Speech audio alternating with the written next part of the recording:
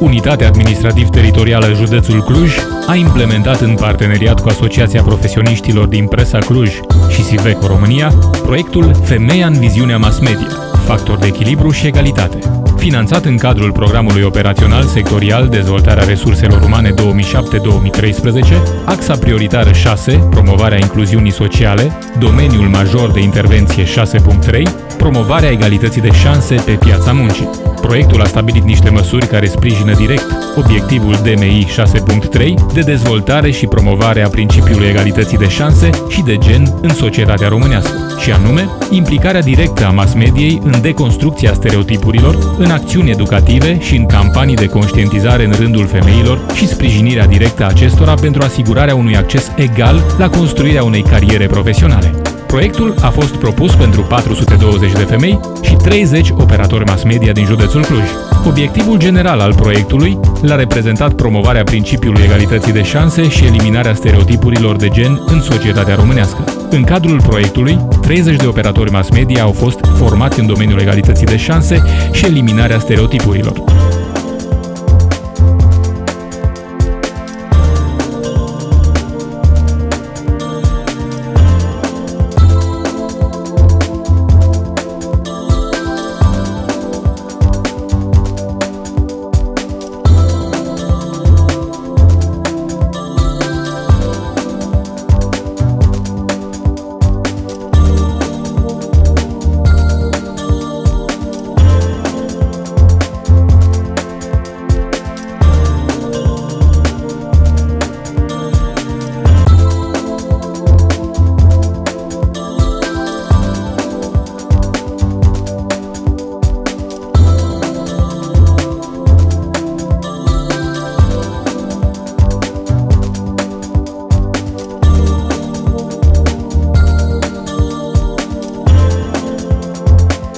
O 130 de femei au participat la campania de informare și de creștere a conștientizării și schimb de bune practici.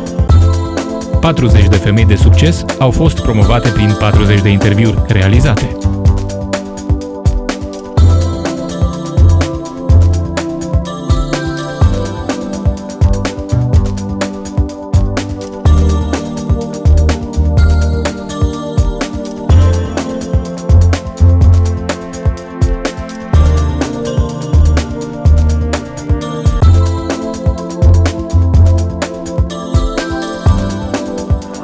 De femei au fost implicate în activități educative. 200 de femei au participat la cursuri pentru calificarea în meseria de infirmieră. Vine pacientul, asistenta medicală, asistenta cursului superioare, ar trebui să-i facă analiza tuturor nevoilor, să vadă care este gradul de dependență sau de independență și atunci spune, cu prima nevoie, nevoia de a respira. El poate să respire singur? Da. El este legat la aparate? Nu. Sau poate să fie că nu respiră singur, este legat la aparate, este intubat, ventilat mecanic. Suflarea nasului se face numai în batistă, fie batistă din material textil sau, ce este foarte practic, da, avem batistele de hârtie, care sunt la îndemâna tuturor și sunt foarte practice de folosit. Foarte important de știut, la suflarea nasului, niciodată nu se suflă nasul ambele nări deodată. Deci nu suflăm ambele nări deodată, suflăm pe rând câte o nară, pentru că comprimăm cealaltă nară, da? Cealaltă o comprimăm cu degetul și efectiv așa ținem. Așa ținem batista, comprimăm o nară și pe rând fiecare nară. De ce? Vedeți că este specificat mai departe, pentru că presiunea crescută din cavitatea nazală, în momentul în care suflăm amândouă nările odată, presiunea crescută din cavitatea nazală împinge microbii și se produce risc de, se poate produce otită, crește riscul de a se produce otită, da? Deci împinge microbii practic în urechea medie, prin trompa lui Eustachio și poate să declanșeze, da, otită.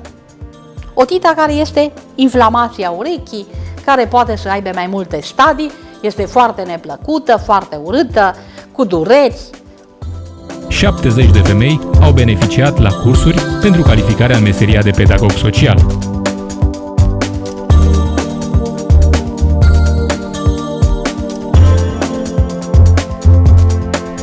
Numele meu este Ciprian Aron, sunt și eu jurnalist, îngheț jurnalist de provincie ca să citez astăzi un mare realizator de la București, dar cam un mic în audiența națională.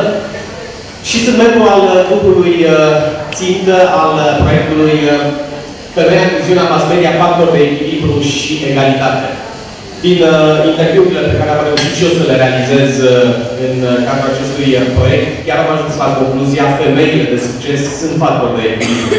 Pentru prima dată când jurnaliștii participă la proiectul european, văd cum se cheltuiesc banii, învață să se cheltuiască corect alături de noi și am considerat că a fost prima noastră șansă de a aduce mass media de partea cealaltă a implementării proiectului european și nu ochiul critic cum sunt de regulă. Pe lângă cei 30 de jurnaliști care au fost țintă și despre care să mă vorbească Cosmina, am selectat 420 de femei din instituțiile speciale și din spitalele din subordinea Consiliului Județean Cluj. Am instruit 200 de infirmiere și 70 de pedagogi sociali. Sunt persoane care nu aveau această pregătire, iar în urma cursurilor pe care le-au urmat, au obținut un certificat pe care îl pot folosi oriunde în România și în Europa. Sunt persoane care, bineînțeles, că aveau poziții inferioare celor pe care le-au obținut acum, ca atare le-am creat șansa de a accede în carieră la un post mai bun și, bineînțeles, la o salarizare mai bună. Pe lângă activitatea de formare profesională pe care am desfășurat-o, am avut foarte multe activități în care am implicat jurnaliștii, iar unul din rezultate este la dumneavoastră pe masă, un rezultat calitativ foarte bun anual.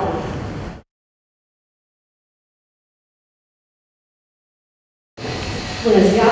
Am emoții, sunt domnul ședinte să vorbesc în fața unei asemenea audiențe, dar pentru că sunteți femei de succes, majoritatea dintre dumneavoastră, sper că mă veți înțelege și veți acorda așa câteva minute să vă spun. În primul rând, acest proiect a început de la o idee simplă, și anume faptul că de regulă ne uităm cu toții la televizor și vedem maniera în care femeile sunt promovate.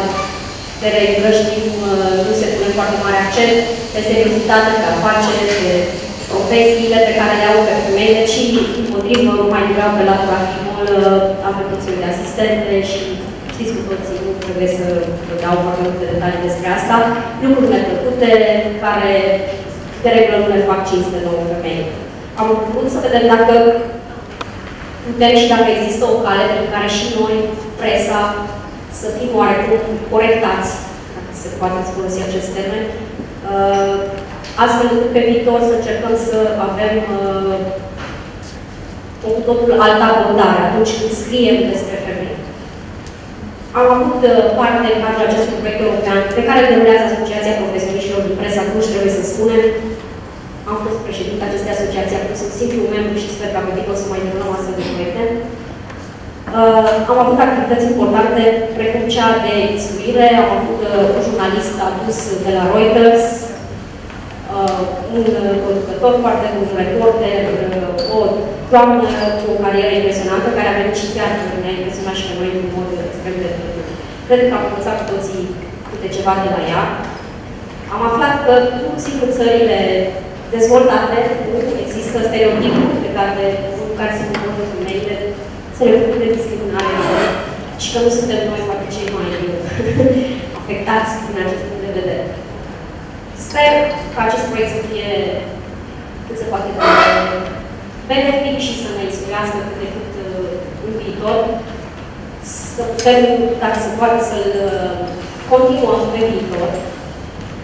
Și aștept tot așa, pentru că avem și reprezentanți din administrația publică, din politică, să ne lanseze, dacă se poate, un soi de invitație, nu doar invitația, adică să se și vadă că participăm, să fim acolo atunci când au nevoie și au demersuri importante, precum cel despre care am vorbit la dezbaterea anterioară, privind aderarea municipalității la Carta Europeană pentru Egalitatea între femei și bărbați în viața locală. Mi s-a părut un lucru deosebit pe care l-ați făcut și sper că acesta să și aibă rezultate, adică să nu se termine așa doar pe hârtie și atât. Noi suntem deschiși, am arătat că suntem deschiși, Asociația Profesioniștilor din Presă Cluj se poate implica, putem avea idei, soluții, de ce nu schimb de bună practici ar fi ideal în acest context. Investește în oameni. Proiect cofinanțat din Fondul Social European prin Programul Operațional Sectorial Dezvoltarea Resurselor Umane 2007-2013.